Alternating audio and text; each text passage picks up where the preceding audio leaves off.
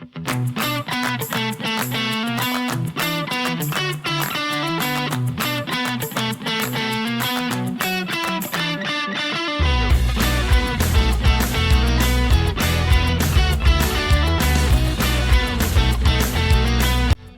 one of our early workshops, when we work with leaders, we share with them a model we call integrity circles. And the integrity circles model is a model of 3 concentric circles.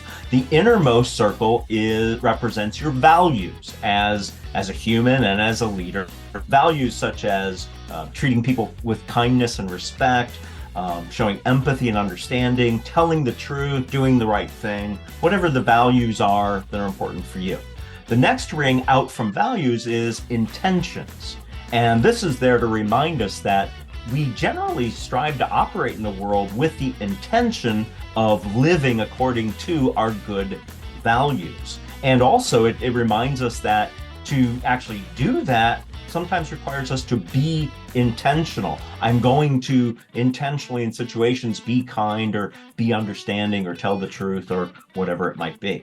And then the third circle in this series of concentric circles, the outside circle, is our actions and behaviors, what we actually do out in the world. So again, this is a model we call integrity circles.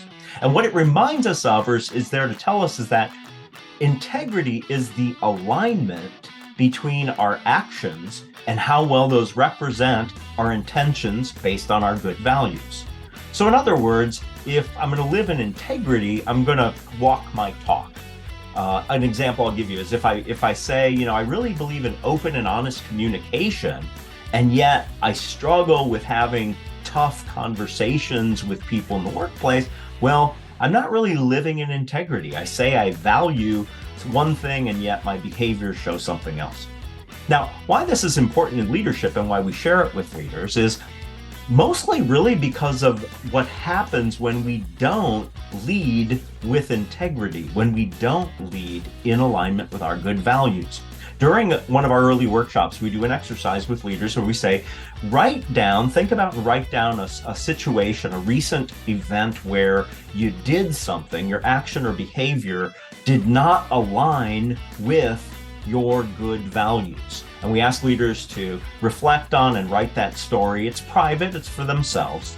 But then after they write the story, we ask them to answer 2 really important questions. The first question is, when you did that thing, right, that behavior that didn't align with your values, how did it affect other people in terms of their perception of you?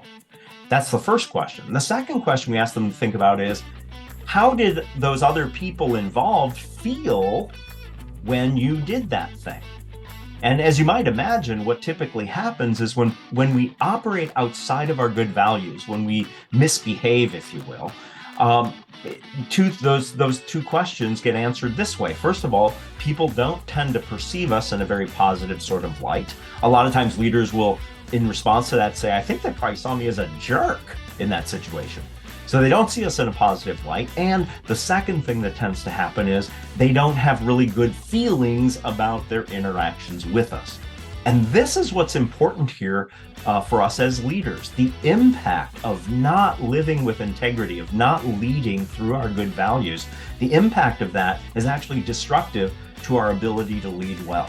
Because let's face it, for people to want to and be willing to follow you, they need to first believe that you're a good and trustworthy person. And people also want to know that they can have good kinds of feelings and experiences in working with you as opposed to bad. And this is the reason we say, when it comes to your leadership, it's really important to lead from your good values. And the bottom line here is because when we lead from our good values, it sets the foundation for good leadership. See you next time.